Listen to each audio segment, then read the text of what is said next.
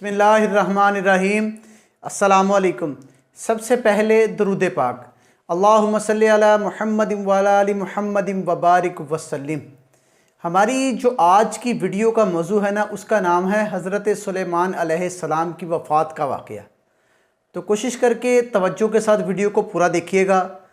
अगर हो सके तो हमारे यूट्यूब चैनल को सब्सक्राइब कर लें ताकि आपको रूटीन के साथ अच्छी अच्छी वीडियोस मिलती रहें। मुल्क शाम में जिस जगह हज़रत मूसा अलैहिस्सलाम का खैमा गाड़ा गया था, ठीक इसी जगह हज़रत दाऊद अलैहिस्सलाम ने बैतुल मुक़द्दस की बुनियाद रखी। हमारा किबला अव्वल फ़लस्तीन में, जहाँ बेपनाह जुल्म सितम के बाज़ार गर्म हो रहे हैं, ये उस जगह का वाक़या है। मगर अमारत पूरी होने से कबल ही हज़रत दाऊद अलैहिस्सलाम की वफ़ात का वक़्त आन पहुँचा।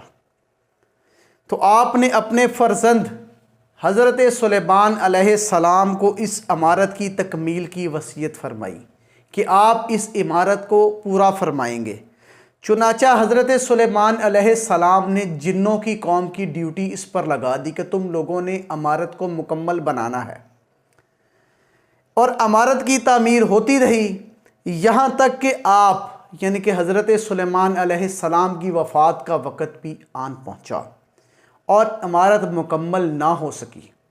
तो आपने ये दुआ मांगी कि या इलाही, मेरी मौत को जिन्नों की जमात पर ज़ाहिर ना करना, ताकि वो बराबर काम में मसरूफ़ रहें और काम को मुकम्मल करें, और इन सबों को यानी कि इन लोगों को भी पता लग जाए जो कहते हैं कि इल्म गैब नहीं होता नबी को।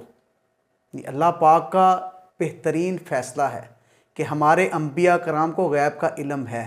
मगर कुछ लोग कहते हैं ना कि अंबिया कराम को, औलिया कराम को गैब का इल्म नहीं होता। होता है, सारा कुछ होता है अल्लाह पाक के हुक्म के साथ।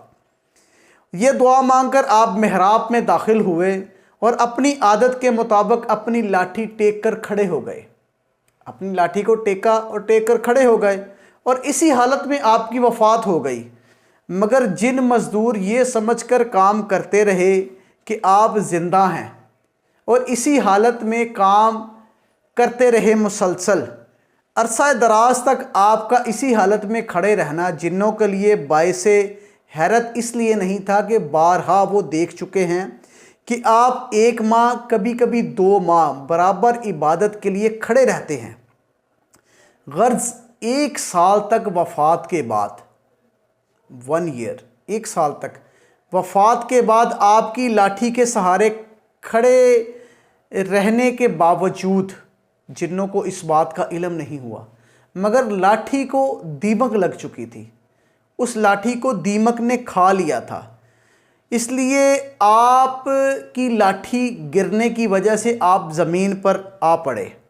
इस वक्त जिन्नों की जमात और तमाम इंसानों को पता लगा कि आपकी वफ़ात हो गई है।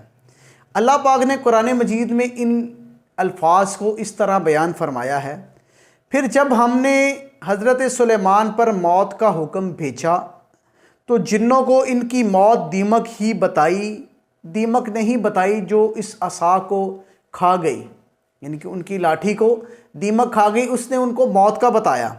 फिर जब हज़रत सुलेमान ज़मीन पर आ गए तो जिन्नों की हकीकत खुल गई।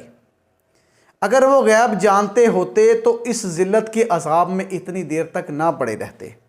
यानी कि इस वाक़े से हमें ये सबक मिलता है कि हज़रात अंबिया कराम अलैहिमुस्सलाम के मुक़द्दस बदन वफ़ात के बाद गलते सड़ते नहीं हैं।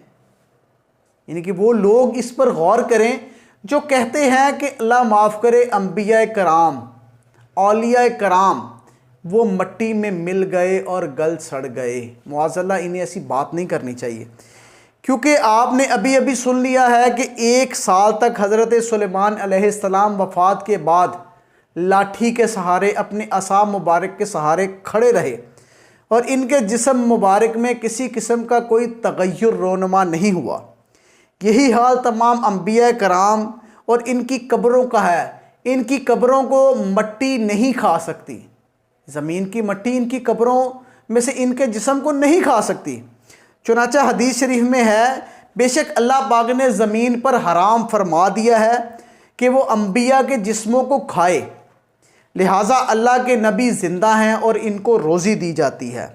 यानी कि हर नबी की शान यही है कि वो अपनी कब्रों में ज़िंदा हैं, अल्लाह पाक इनको रोज़ी अता फरमाता है। ये हदीस शरीफ बिल्कुल ठीक है।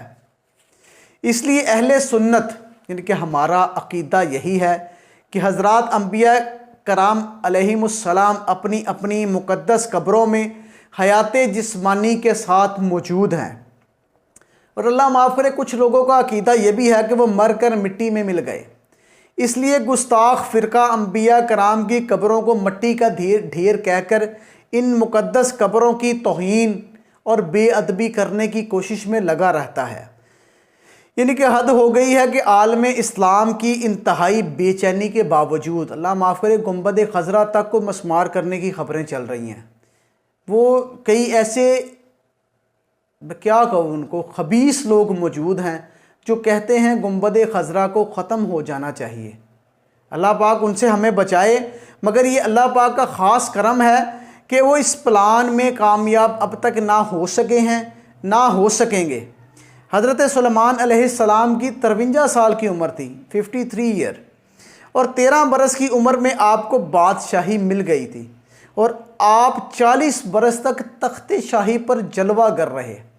वो मुक़द्दस नबी हैं जिनके ताबे दुनिया की हर चीज़ थी, चरिंद परिंद, जानवर, हवाएं, हयातात, नबातात, हर चीज़ आपके ताबे थी।